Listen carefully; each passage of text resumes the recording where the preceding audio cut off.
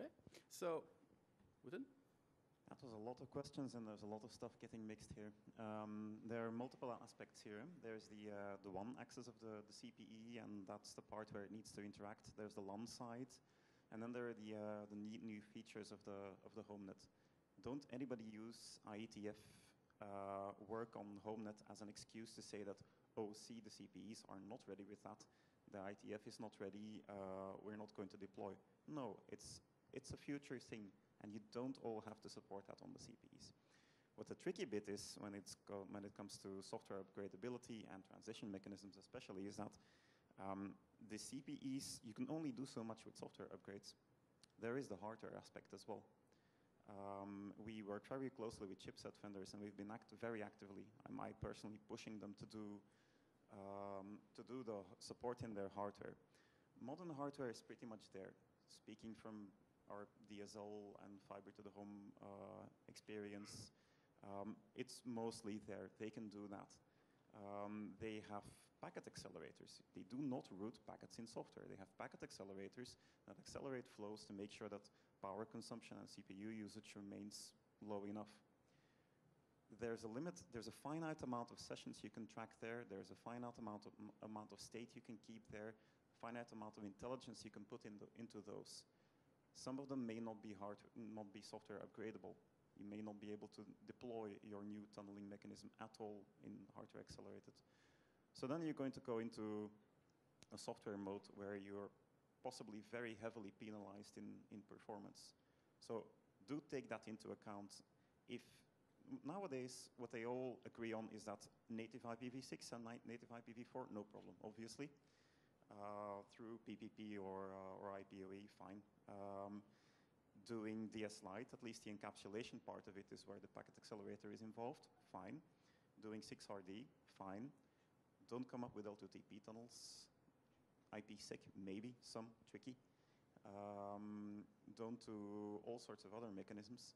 At least keep those there. If you come up with new mechanisms, you're going to break it. Then you're really going to go into a mode where the software upgrades are going to not be possible or are going to disable the packet accelerators. And there are heavy implications here. Right? If you have a triple play gateway and you have to make sure that your telephony works perfectly, your wireless access point works perfectly, your IPTV service works perfectly, everything's been very tightly optimized, cost optimized as well, to make sure that it all works. And then you're going to introduce a mechanism that suddenly boosts CPU usage by 30%. You can't deploy that because you might impact really heavily, really important paying services on the gateway. So is it the case that when you spec out a new CPE, you will have to over-provision the dimension of the CPU speed, the memory size, no, so that increase the cost so that you can you have to stop use new the stuff. mechanism that comes later? That's what you need to do. I mean, if we stick with the mechanisms that we have right now, those basically 3 types of encapsulations, and then PPP or not, they're there. That's okay. That's accepted. The hardware vendors are ready. It took them years. It's not like they weren't doing anything. It took them years. They're there. If you come up with new mechanisms, you're going to postpone it by a few years again. The packet accelerators are not easy to program. They have very finite, they're very small. They're like DSPs or something like that. Have maybe in some cases only 2 kilobytes of memory, and every byte is being used. But so actually that's a question that I wanted to ask. Provision, don't just stop inventing new mechanisms there. What you can do is at the higher level. If you say that, okay, now we want to do address plus port instead of, or the DS, sorry, I forgot the name of your mechanism. SDNet, that's it. Yeah, that we can do. We can play with that in software. The hardware part is trickier. So I really want to address this hardware part. Is it the case that as an industry we have been trying to drive the cost down of those boxes to the point where this is actually hurting us because we don't put enough memory, we don't put enough CPU power in those boxes? I would tend to agree with that. If you want to plan for all sorts of new features, if you want to do all the fancy HomeNet things in the future, you're going to indeed have to over-dimension. So, Alain, I mean, the kind of, and I don't think I would disagree, because we've been able to leverage some advancements that were put in place in some of these DOCSIS devices years ago And it was quite fortunate that we had the additional memory to introduce support for V6 in many cases. But there's a fine line, right? Because if you make a CPE too expensive, it becomes cost prohibitive to deploy and purchase in bulk, right? Then there's always the question, which is the eternal question. Okay, well, what about the refresh cycle? If you put like the Cadillac of hardware out there now, are you basically just throwing money away, leaving it on the table for something that's going to be refreshed in 3 years anyhow? This is really the we need some sort of an economist up here to kind of help us out with that, because that's the part that's largely it's the debate, right? Is if you soup it up now and you put it out there, does it ever get out there because it's cost prohibitive? And then if it does go out there, did you ever really maximize the investment in that hardware? It's truly the $64,000 question. Chiara? Yes, I would like to add that not only for the CPEs, but having such a lot of different mechanisms is good, because it gives you the opportunity to choose what is best fits with your network. But from the other side, the drawback is that you always wait for the next one or the more interesting for your network, because among all, maybe something it should fit with your need, but maybe not so much. So I agree with Wouter when he said, please decide what you want and then ask for the hardware and for the CPE.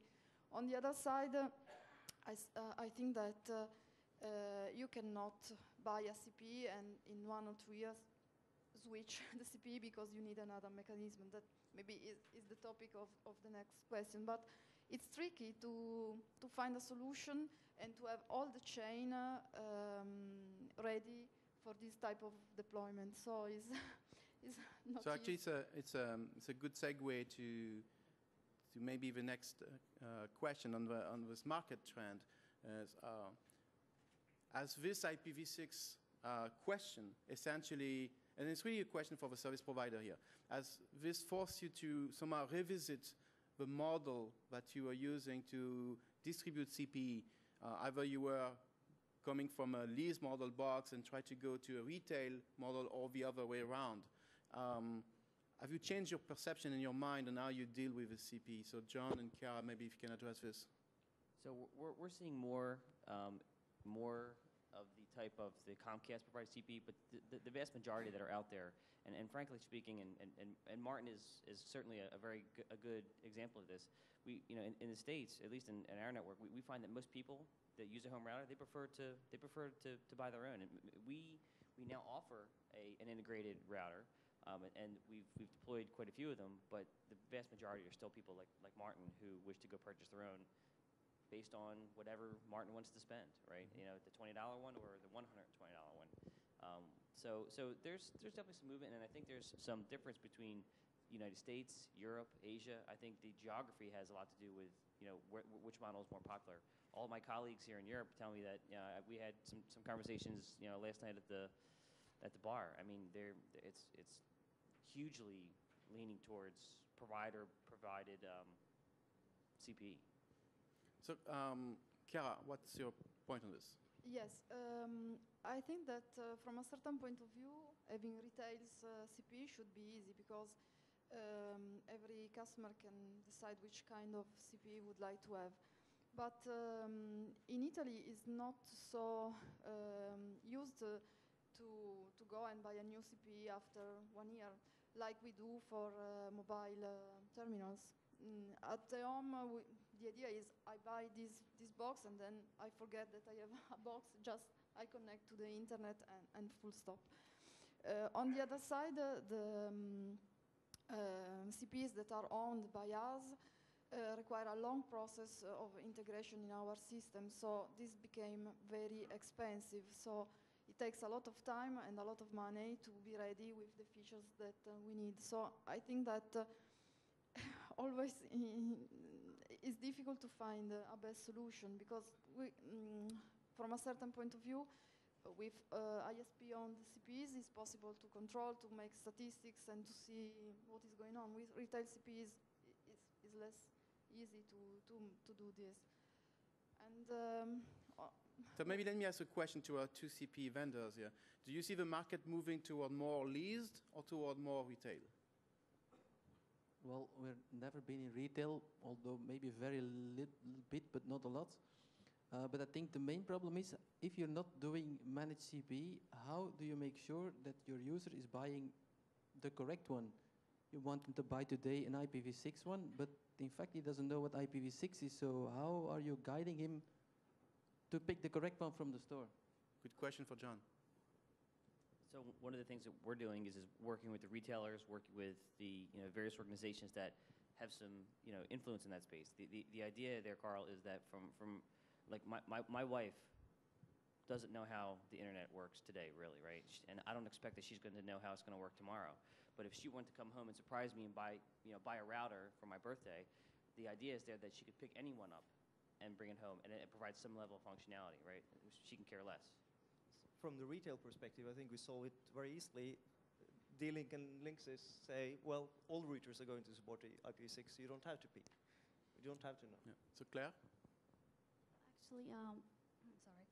We try to let our device to guide users to the configurations without them to manually configure it. So the first guideline is to pick the CPE devices from D-Link with a logo on, and now they can do the configurations with our set wizard. It's rather easy, so they don't really need the technical background to use this to set up IPv6 connections. Thank you. May I add one comment? Please. The other thing is for the CPE vendors that maybe if they can pre-provide some profiles for different ISP, this can help. I know that is something that we ask more to the features that we would like to have, and also have a profile that can fit with, for example, Telecom Italia requirements and so on. So maybe the end user has not to go through a long list of configuration, just click on Telecom Italia profile and then everything should work. I know that it should not be very easy, but Yes, that's this the should goal. be a proposal. So I have actually a related question to this.